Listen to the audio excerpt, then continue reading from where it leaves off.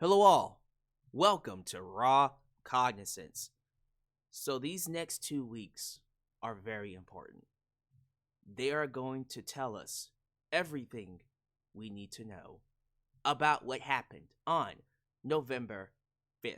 Was there election interference? Will Donald Trump be our next president? Did the liar lie? Did the cheater cheat? Was Elonia Muscatina involved? Elonia Muscatina. I'm not on TikTok. Was Elon Musk involved? Was Russia? Vladimir Putin? Were they involved? I mean, the DNI report on November 4th expected. They literally called interference from Russia. They were expecting tampering. Everything that we suspected, that we speculated about, we will find out within these next 2 weeks. And so today, I want to discuss the question: can Donald Trump be stopped from getting into office? Short answer, absolutely. Will he be stopped from getting into office? Now, that one, I can't answer. I don't have the authority or the power to give you that. I'm not a sage. But let's talk about it. Let's really get into the nitty-gritty. Will democracy be saved? And how? So, I want to start by mentioning something, because this is very, very telling that we have entered the end game. We're in the end game now. Legacy media, CNN, MSNBC, Fox News, etc., apparently has been openly talking about Donald Trump not making it into office, potentially, of course.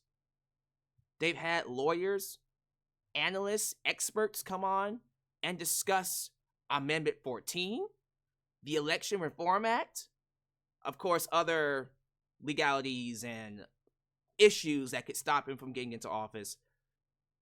The fact that this is being discussed by legacy media now lets you know it might be game time. Now, I haven't been able to find any legit links or articles or whatever I could give you to show that it's happening.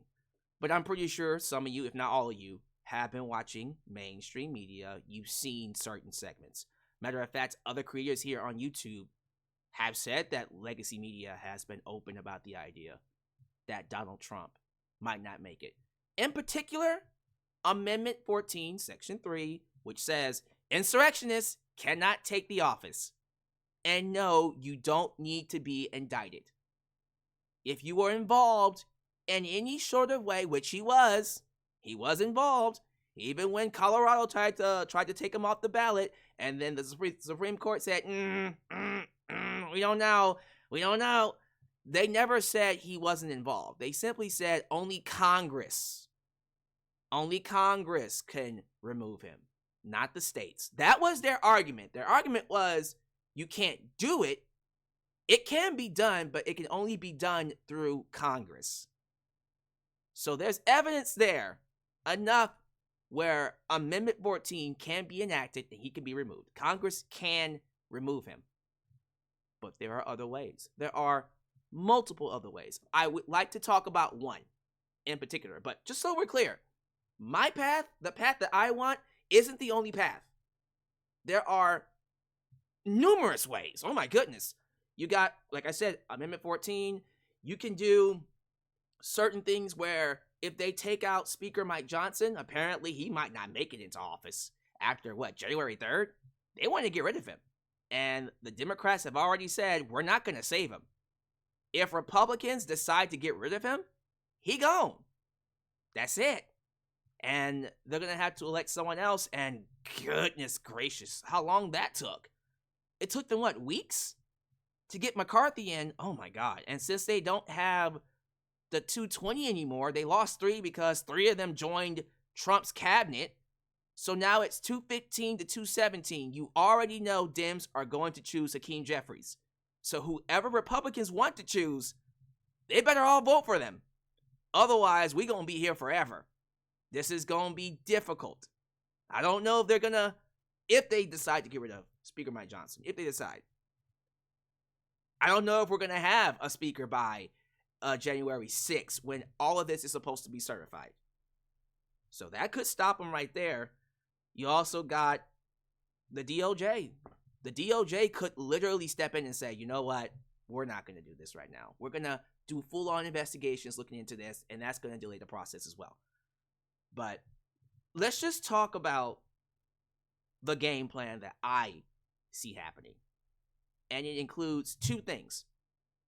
Executive Order 13848 and the Election Reform Act of 2022. Those two things, I believe, are the best course of action and what exactly I think is going to take place. So as we know, just kind of breaking it down, Executive Order 13848 is a required report from the DNI, that is the Director of National Intelligence, the FBI, the CIA, the CISA, and whatever other three-letter abbreviation from the Department of Justice that has to come out with a report. They are required to come out with a report because of Executive Order 13848. That report was supposed to be put on the desk of President Joe Biden on December 20th, 2021. So he has it. Now, again, this was reported, Joe Biden and Kamala Harris canceled their vacations. They canceled their vacations. They went back to the White House on December 19th, and they stayed there throughout, I believe, Christmas. She stayed there throughout Christmas and didn't go home until, what, the 27th? Yeah, the 27th, which was a couple of days ago. Maybe they read it. I'm pretty sure he has it, so I'm pretty sure they read it. So if there was evidence of interference, they have it. So what comes next? They have to present it to Congress. Guess when they can present it to Congress? If the Speaker of the House is picked before then, and again, that could delay everything, but let's just say either Mike Johnson stays or they pick someone, I don't know, Hakeem Jeffries, or you insert Republican here. On January 6th, that is when they present the findings of Execute Order 13848, Executive Order 13848, to the Congress.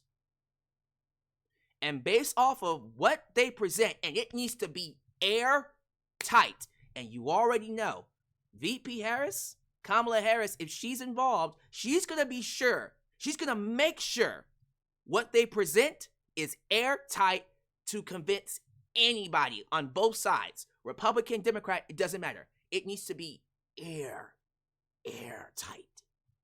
No room for error. They need to be able to say, this election is fraud. Here's how it happened. Here's what happened. And here is what we need to do about it. So let's say they have that. Then Congress can enact what is called the Election Reform Act, which was instated in 2022. Now, with this act, what this act does is it allows, with the right amount of people, for the results to be thrown out. They can just throw them out, and then going from there, we'll decide what we can do about the results. But here's how it works. In this Reform Act, it says 87 House members and 20 senators would need to object to the results.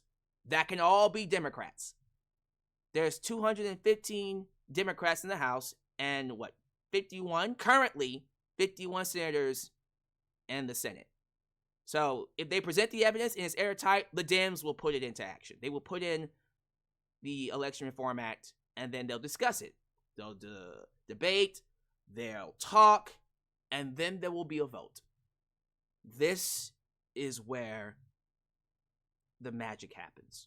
This is when it all comes to a head. Because for this election act to throw out the results, you need a simple majority in both chambers. Now, some of you just got really nervous about that. Because while the Democrats have a majority in the Senate, So they'll win the Senate. I'm not worried about that. Even if a few Dems say no, you're going to get Republicans who join. If it is proven that he interfered, and they don't even like Trump. Mitt Romney, for example, you know he's going to say, yeah, get rid of this guy. I don't even think Mitch McConnell likes him. And if Mitch McConnell says, yeah, let's get rid of him, there goes more Republicans following Mitch McConnell. So, yeah, the Senate's going to say, get rid of him. The House, though, that is going to be the challenge. So, currently in the House, they have 217 to 215. It used to be 220, but DJT, Donald Trump, took out 3. One of them being Matt Gaetz. They're gone. So now it's 217, 215. You already know the Dems are going to say yes, which means you only need 2 Republicans to say yes, get rid of him. Which is why this evidence needs to be airtight.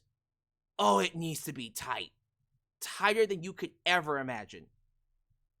Because you already know, unfortunately, especially the House, there will be Republicans who obey in advance.